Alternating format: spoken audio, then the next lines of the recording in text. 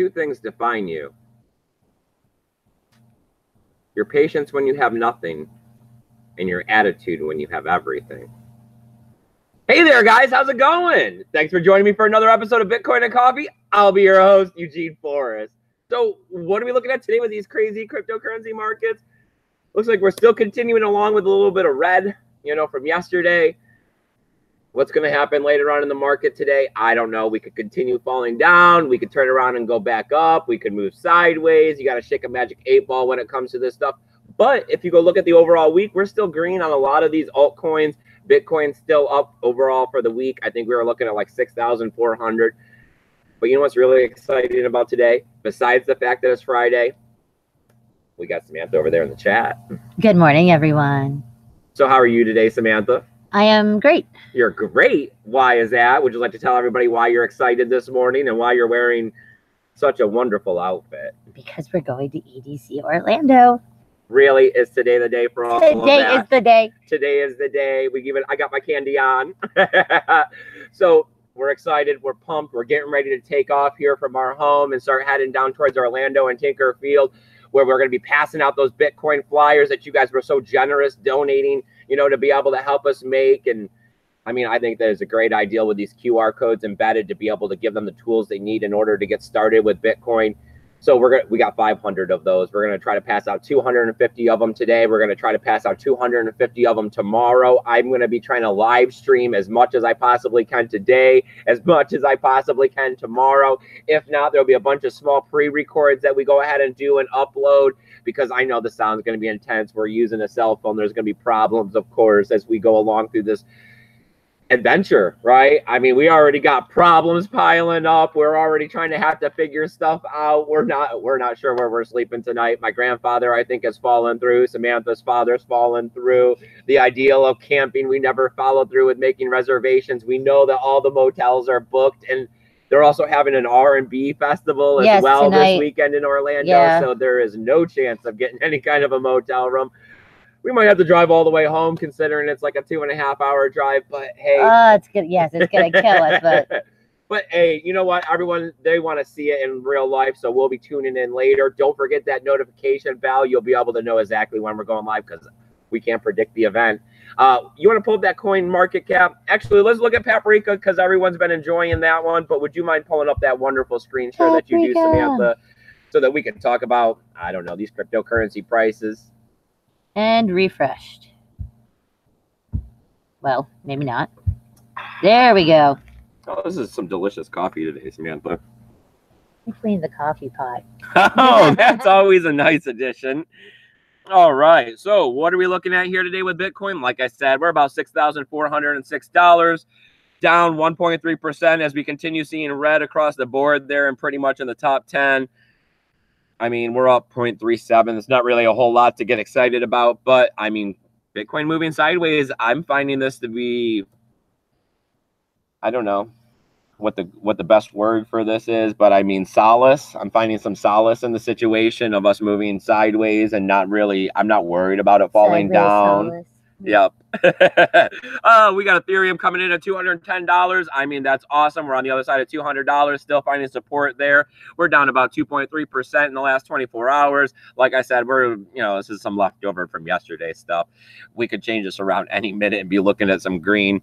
And we're up 5.4% for the week. That's awesome there. We got Ripple sliding backwards on the rumor has faded off of the Swift situation. So we're coming in at 49.7 cents. That's down almost 3%, but still up 7.89% for the week. Bitcoin Cash, $569, sliding backwards 4.8%, still up 26.7% for the week. Craziness going on with all of this hard fork coming up on the 15th. As we get closer, we're going to have to be a wait and see situation. I hope that there's not a cancellation of one of the forks, leaving a lot of people holding bags and Poloniex now. Especially because there's like pre-fork trading happening at Poloniex. It is not something I personally would get into. You know how much more everybody would hate Bitcoin Cash if they didn't. EOS coming in at $5.42. That's down 2.5% on the day, up 1.1% for the week. Stellar Luma's everybody got to go over and sign up and try to get that free $25 they're going to be giving everyone. I got a link to it over on my Twitter. It has no affiliation code. I'm not getting any kind of kickback from it, but I mean, a free $25, big plus. You know, it's not right this second. I think it's going to be one of those situations where you sign up for it. They send you emails slowly across a period of time, trying to get people not to fulfill the requirements to get it. You know, yeah. Like that other one. We did get it. Oh, God, what was it? It was a Bitcoin something, wasn't it? Rhydonium? No, we did that, but it never came through. I don't know. I usually think of it more like that stuff where you have to buy something and then save your receipt and mail it back with the rebates, and then you get it 6 to 8 weeks later. I think it's kind of that situation. Rebate. Well, they said that they were going to go through and start crediting it to people's wallet based on the earliness of your creation of your wallet on the blockchain as their wallet. Right. Okay. So First come, first serve. Yeah, I mean, I signed me up, you up, I signed our son up, so let's see if we can get a free $75, see how that works out. Yeah, right. There's going to be some know your customers, so don't think you're going to create 1,000 wallets, because I thought that too. We got Litecoin at $51.99. That's down 3.2%. Ouch, that hurts a little bit. Still up 1.6% for the week. And we're looking at Cardano, 7.5 cents. That's down almost 3% there too.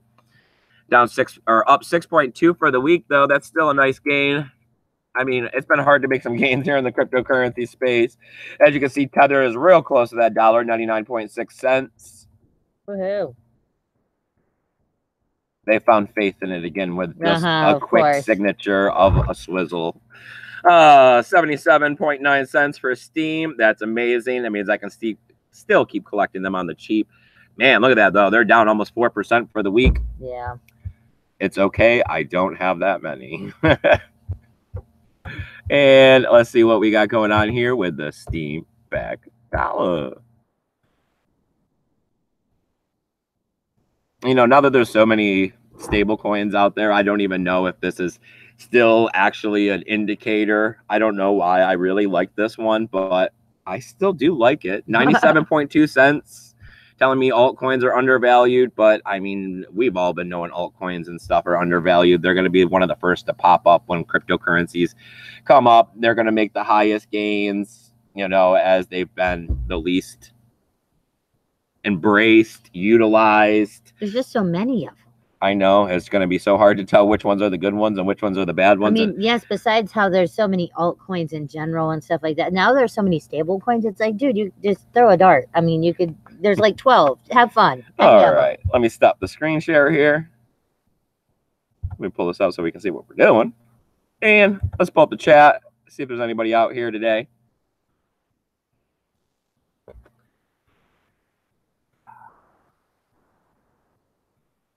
Good morning, you guys. Thanks for joining me for another episode. We're excited, right, Sam? I'm excited to be getting out there and hitting the road here real soon. I can't wait to start passing out these Bitcoin flyers and start telling people about this wonderful, you know, peer-to-peer transaction, digital transaction, a new form of money, something that's going to eliminate those third parties that cause all the problems we have in finances. I mean, I think these millennials are going to be very embracing of it. I think me and you just walking around as we are, you know, talking with them is going to be a big plus. I can't wait to bring you guys as many photos and videos of this as we possibly can. See if we can con somebody into an interview or something. So what are we looking at when it comes to the news today? We already heard this one a little bit last night from some other YouTubers. I thought I'd cover it again as well this morning so that I could add my 2 cents to the situation. Not that I'm a Bitcoin guru, but my 2 cents is still valid, and I'd like to put it out there. We got Zachary Coburn. He's the Eat the Delta founder or the creator, whatever you'd like to call it. He owned it for a while. Then he went ahead and sold it to somebody else. I don't remember who it was. Security, or the SEC, you know, they're labeling this pretty much an unregistered security exchange because they're calling a lot of the ERC20 tokens that were created on top of the Ethereum network. You know, they're calling them a security, or they're calling a lot of them a security. This is supposed to be a decentralized exchange where you can swap these things back and forth through a smart contract. But the fact that this guy created this and didn't have a license for it, they're arresting him, right? They're going after him. I mean, they're saying that pretty much based on the 2017 DAO report, that it was known that ERC-20 tokens are going to be considered securities. The whole Dow fiasco and all of that. Yeah. So they're saying that he knew what he was doing, and pretty much they're going to want money. You know what I mean? They're not really going to go throw this guy in jail for making a program of a decentralized exchange out there. They're pretty much just going to collect some money, a lot of money probably on the situation, probably most of what he went and sold Ether Delta for. Then they're going to slap this little precedent out there of don't go out there making decentralized exchanges, because America's going to want to, you know, slap you down with big lawsuits or shut them down, or, you know, do what they can, because of course there's always, you know, the web domain, the interface, things like that they can get a hold of. You know, the smart contract will still run on the blockchain, but the interface for the easy user ability of it or whatever can be shut down. To me personally, what I see is that maybe the SEC is starting to get a little bit of the inkling that cryptocurrency and Bitcoin and all of this is kind of out of their control. You know, at first they didn't really look at a lot of attention to it.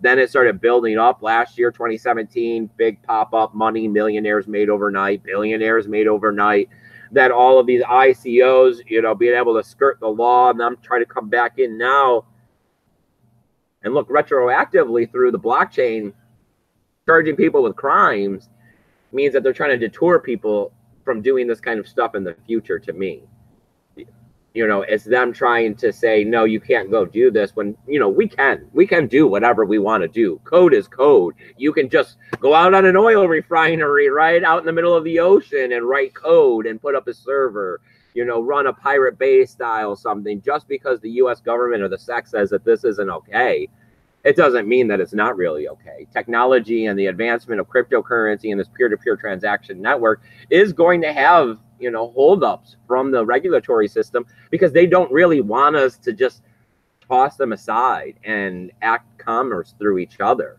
Because, I mean, what are they going to do? They're going to have to get out there and work too. I mean, we were reading, what was the quote earlier today, the one that you were suggesting for the show? Oh Lord, I don't remember. There were so many. The one about the rich only get rich off the abundance of the poor. Yes. You know, I mean, if they actually have to get out there and start doing something besides just collecting their rent and, you know, their fees and their interest and their interest, that they wouldn't be as rich as they are. Yeah, that's true. It's the rhetoric of the system that they created and dropped us all in. Yes, I mean, once we could do transactions by ourselves, why do we really need them? Not that this next one goes along with what we're looking for. It's kind of the opposite of what we're looking for, but this is one of those things that'll make, you know, older people, non-tech savvy, credited investors, you know, all those other things that are not just me and you owning Bitcoin and cryptocurrencies. We're looking at Versa Bank. They're opening Versa Volt. It's out of Canada. It's a Canadian bank. Canada's been pretty embracing of cryptocurrency, especially Bitcoin. So they got a lot of exchanges. They got a lot of things going on. They got commerce in their favor. They got regulation in their favor. They're looking at a lot of mining going on up there now. So with that, we're looking at a digital safety deposit box that they went and created. They're saying that it is the most sophisticated with security and authentication techniques. They're the first to commercialize something like this. We've had a lot of talks about banks getting into the situation and not only holding your fiat cash in a bank account, but also having a digital vault in which they're holding your Bitcoin or other cryptocurrencies. And then, I mean, I didn't go super into detail, but I'm assuming that there's some sort of insurance with this and all of that goes along with it. Yeah, I mean, when you actually hold your real stuff in a security deposit box, I'm pretty sure the bank has some amount of, you know, we protect your property. So yes, in the digital form, there has to be something too, if they got hacked or something. I mean, to me, it's just more of a situation of, I mean, hardware wallets are not that hard to operate. No, yeah, like the ledger keep key. So, yes, I mean, really, what is the incentive to actually go trust a third party? I mean, yes, you're trusting the ledger people to run the nodes to be able to allow you to send and receive, but you still are owning your private keys. You still own your 12-word passwords. I mean, you can still recover it if for some reason Ledger, the company, like got hit with an atomic bomb and never existed ever again or something. You know, there would still be the Bitcoin network. You would still have access to your funds in your wallet. This, to me, is sounding more like a Coinbase app wallet. You know what I mean? Like you would be able to deposit and withdraw funds through your app. But at the same time, you're not owning the wallet because they're providing the security. The security that you're getting is going to be through the authentication of you getting into your wallet to be able to send the funds out. Yeah, I mean, because like in the actual traditional safe deposit, but you're doing that because you're thinking that the robbers, the bad people, the whatever that's going to take all of your important jewelry and your stuff, it would be harder to rob the bank than your house, even if it's, you know, the mansion with the, you know. So I guess that would be along the lines of thinking that it is harder that this VersaVault from VersaBank in Canada is going to be able to hold your cryptocurrency better than you're capable of holding your cryptocurrency on a Trezor or a Ledger or any one of the other multiple. Yeah, I mean, there's another dozen now out there that can hold your cryptocurrency. Or just getting an air-gapped computer and holding it on there yourself. Yeah. I mean, I'm with you more like that. This seems like it's just for the people that like need that. Yeah, but where there's somewhere in between. I know. Why wouldn't you just go with your Coinbase or your Gemini app or whatever? Because now we're looking at Gemini funds are secure too. Yes, and they have we're looking at a new form of bank pretty much when we're looking at these exchanges that are willing to hold your fiat, your stable coin, your cryptocurrency, and then insure it all on the backside. You know, Gemini now is looking just as good as being able to go hook up with Bank of America. As far as somebody on the cutting edge of cryptocurrency, investing, banking, you know, traveling with funds, this kind of thing. So I mean, I think we're going to see more of this. I just don't necessarily see the use case for this in what we, in the overall sense, want in the cypherpunk kind of decentralization movement. It is more for the centralized because that commerce. It's like you're in between because as we're saying, you don't need this. You don't need, but if you really are still in between where you still value the dollar and you still think the government, you know, that you can't do things that they say you can't do, and that's where you go. It's to something that's saying, well, we do cryptocurrency, but we're also like we're legal, we're good. Like you're not at all in the shady area of anything, but that's also where you get screwed. Like that's you are in between.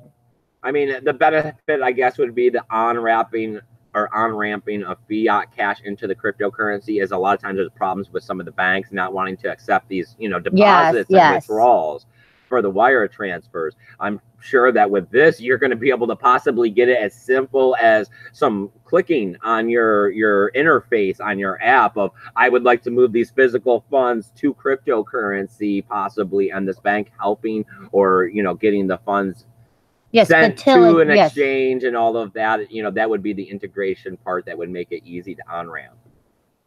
I mean, it's a gray area, and that's going to be how it is. I mean, we see this up and coming into the cryptocurrency space, that there is going to be an overlay of what we have now and what we're developing in the cryptocurrency space before we're able to move past it into this new digital future that we're all looking for, of a cypherpunk style where things are more peer-to-peer and less, you know, individual to company to person again. Yeah. Oh, we have no one in the chat.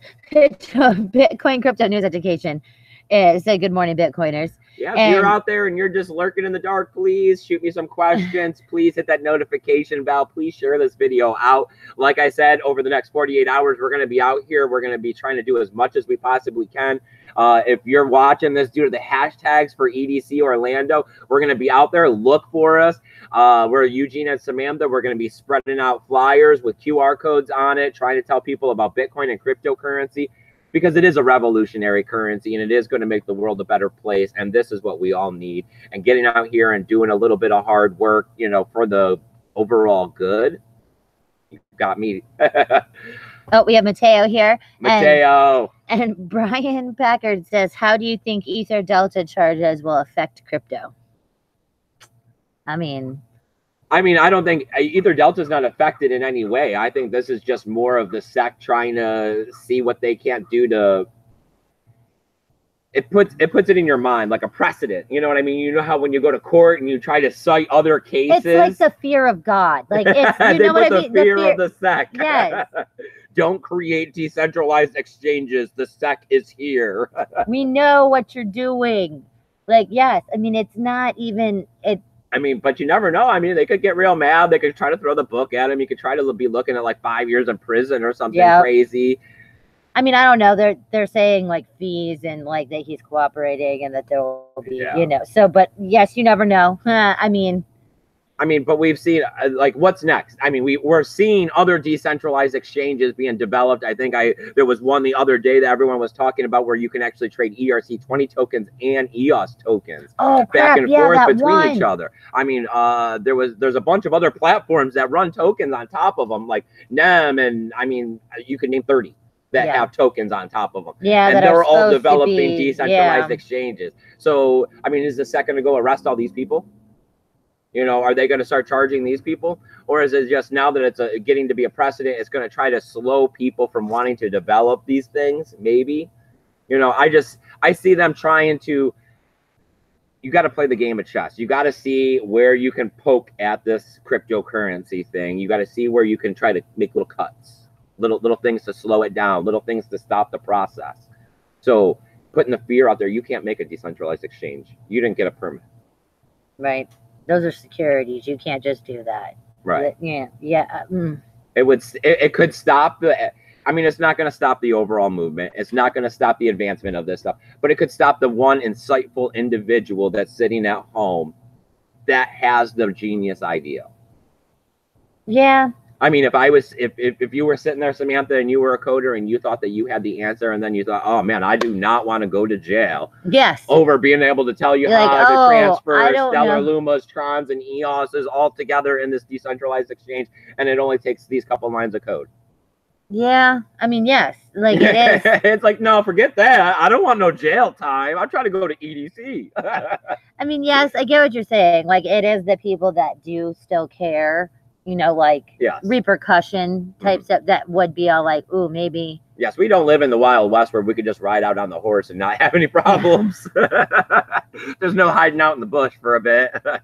The long arm of the law is very long, and it'll come and get you no matter what you do. The blockchain keeps a track of everything, so always be careful and know that at some point, the government and regulation and taxes and all of that are going to be looking backwards through this blockchain, and they will be taxing you for every little bit. They will come to your house and pick you up if you're making money and doing devious things. I mean, it may not be today or tomorrow, but 6 years from now, the blockchain is going to be as transparent as reading Satoshi's white paper and how we all read it and could see what we were going for. They're going to be looking at the blockchain and see every single thing that we did. It's just like how, you know, there's no limitation for, you know, statute of murder. I mean, they're going to be able to be like, oh, 20 years ago, man, you made this shady transaction. And guess what? I mean, we're moving towards privacy. I mean, that's going to help a lot. But, you know, you got to get people using it. You know, privacy is a situation where if you only get 3 people out of 20 people using it, you're really not all that private. You're like some weird little clique, little niche, just, you know.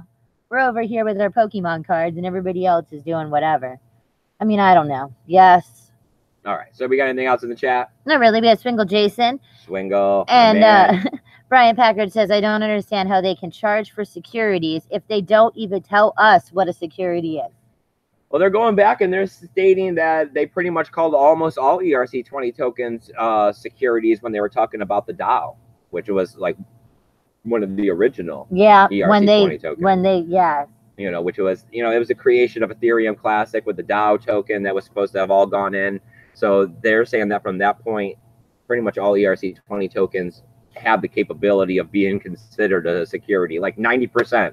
So everything on Ether Delta is securities exchange. I mean, we could all get in trouble. We went to Ether Delta and we exchanged any of these tokens, especially if you start looking at amounts of $10,000 or more. they could be looking at you. Like, that's what they're kind of going with here as far as I'm seeing the situation. Yeah, right. Like they were like, "Wow, we already told you that all of this is in the gray area, and now we're saying nope, you're in the black." We you knew it was maybe. I don't know. I could see some really good lawyers and arguing this all out, but I mean, what does that take? A year?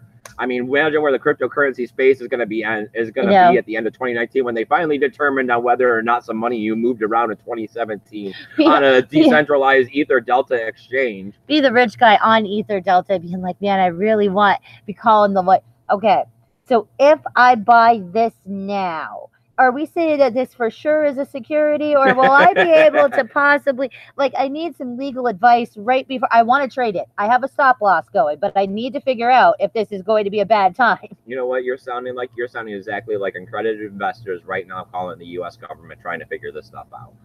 We want in. I just need to know what's up because I'd like to make this trade, but I really don't want to be on your bad side. Yeah, so... I can't have you coming back on me here. So is it a yes, a no, a maybe? Do I get another 3 months? Since we're talking about accredited investors getting out here trying to do what they're going to do, we're talking about Robinhood now. They went and added 4 stable coins to their market as of today. All right, we're looking at the Gemini dollar. We're looking at the Maker DAO. We're looking at the Paxos stable token. We're looking at True USD. They're going on and they're saying that this is going to help. You know, they think that this is exactly what the market needs. They're saying that the uncontrolled fluctuations in the market is the problem with the cryptocurrency market. They think that altcoins should be a lot more stable than what they are. Like, I guess, more like stocks, I guess they're talking. So once again, some old style thinking, I would assume here, to think that everything should be that kind of stable, especially in this emerging market. So they're talking about the introduction of these stable coins is going to help cause some more stabilization in these altcoins because you won't have to trade back and forth between such volatile products. Maybe it's a big plus, I guess, for the people over there at Robinhood that are doing trading. I think that's the only benefit really for these stable tokens is to be able to trade back and forth to help avoid some of the volatility. Yeah, and the whole like moving it. Yeah. But once again, if you're actually here for the movements and all of these different things and the fundamentals, being able to pull in and out of these altcoins doesn't help the development and the funding and the furtherment of the project. So I mean, it's going to be what it's going to be. The cryptocurrency market is definitely getting strong enough to incorporate and accommodate a majority of people for all of their different use case scenarios. If they're just here to trade and make money, if they're here like I am, who's here for fundamental reasons and spreading the awareness and adoption of Bitcoin, or if you're here like, I mean, the decentralized people that are trying to get paid, like WikiLeaks type of stuff, you know what I mean, where you can make donations to them where they've been cut off from credit card companies. You know, people. I mean, not that they're amazing, but like hate groups and things that are not really look like, fashionably upon. They're capable of still collecting funding to be able to further their own advancement. So that way, there is not censorship. We don't need censorship. Nobody should be told what to do or what other people should do in this world, as long as you're not harming yourself or others. Yeah, I mean, Swingle says half of these coins are hooked to the dollar. They are. I mean, there's too many stable coins now. I mean, you might as well just have one called stable. Well, I told you that, you know, the reason I believe there's a lot of stable coins is because if you're in this cryptocurrency space, it is a great way for you to start accumulating other cryptocurrencies really cheap. You know, you get a bunch of money and some people together and you put it in a bank, and that way you don't lose it. You're not losing your money at any point. You're just locking it up, which is what happens with most investments in the standard market. And then you're creating this stable coin. You get a couple little developers working on it. You get a back door so that you can secure the crap out of it. And then you get some exchanges to list it. And now you start accumulating a little bit of all these cryptocurrencies that are traded against it with pair. You're getting Bitcoin and Ethereum for sure, XRapid in a lot of cases. And now they're starting to add all these different altcoins, which have even more of a potential to have gains in the future. Sounds like some smart forward thinking to me. So these people creating these stable coins, I mean, there is a need for them, and on the backside, they're just going to get richer off the situation. So, I mean, this is finding a way to make the future of cryptocurrency, you know, profitable. This is how you make money in the market. There's going to be lots of different case scenarios that develop in the future of how you make money. How do you make cryptocurrency? Oh, you're all hazy and you can see the fog right now. Without just getting out there and mining and spending in an investment, how do you make money? And this is one case scenario. We're talking about staking on the Lightning channel being another way. I mean, staking on a lot of these different altcoins has been seen as a way to receive passive income. So it's just another case scenario. It's another development of how you go and make passive income in cryptocurrency. Brian asks, will they charge you for taxes even if you lose it eventually during the crash? And what if you never cashed out? Like for taxes, for the SEC and for stuff like that. Like, I'm not 100% about if you never cashed out. I don't know enough about taxes. I could tell you guys that for sure. I am not a lawyer or the most educated person ever. You know, I mean, we do file our own taxes, but not in the we do easy forms. Yes, yeah, because we don't got enough stuff that you have to do weird stuff with yet. So, I mean, you'd have to definitely contact somebody about how all that goes. Because I know that we read that article the other day about the kid with the Ethereum that put in $5,000 and got it up to $80,000, and now it was $40,000. But in the article, it said that he never went to cash. Right, like okay, so that does mean so even if you never cash out, the profit on a trade. So if you bought Bitcoin at 4,000 and then sold it at 6,000 to buy Ethereum. Ooh, the sun is right in you now. Sorry everybody that he's kind of whited out. No, I mean it's the whole now you don't have a head. Ooh. Hey turkey. Hey turkey, what's up? There, is that a little better? No, it's literally like you can't do nothing about it. It's, you know what I mean? Yeah. They're saying that $2,000 would be then taxable, and I'm not exactly sure what capital gains tax is now. Right here, but I mean, we were talking yesterday that French capital gains tax is 36.2%. Yeah. So now you'd have to pay a 36.2% on that $2,000 profit because you switch from Bitcoin to Ethereum. Yeah. I mean, that does make it seem like even if you don't cash out, they can. Yeah, I don't know. It would be. Swingle says you have to keep track of everything. Yeah, it would be like, all right, example would be like you buy a house at $50,000. And then the market value of the house goes up to $70,000, and you go trade that house for 2 broken down houses. You see what I'm saying?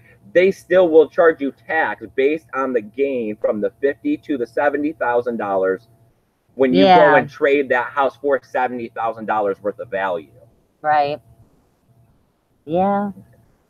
Uncle Sam wants his money. All right. No matter what. Those bombers and drones and army people don't fight for nothing. All right. That's true. Those people aren't running around inspecting nuclear plants for no dollars. I mean, all those people you see on the side of the road doing nothing, supposedly fixing your highway, they're not out there doing it for $9 and $10 an hour. Okay, I can tell you that for sure.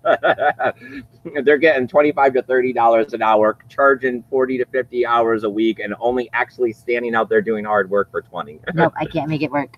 Oh well. All right, well then I guess let's go ahead and wrap it up. I didn't bother putting all the links down there below. I thought I'd make this one a little bit shorter. I got all my social media down there below, so please click over, start following me on all the different platforms that are out there. Sorry the sun is in the camera, you guys. Hey, that works. Yeah? Yeah. All right. You just got to stand there with your hand up. Just hold there with my hand up. All right, you guys. Well, we're going to get ready. We're all packed up. We're going to be hitting the road here in just a little bit to head out to EDC. Don't forget that notification bell so that you guys can follow us along this journey. Go ahead and see what your money helped do. And, you know, let you guys see exactly what we're going to do when we're asking for money again for the next one. You guys go out there, have a great day. And remember, keep your BTC safe. Bye, guys.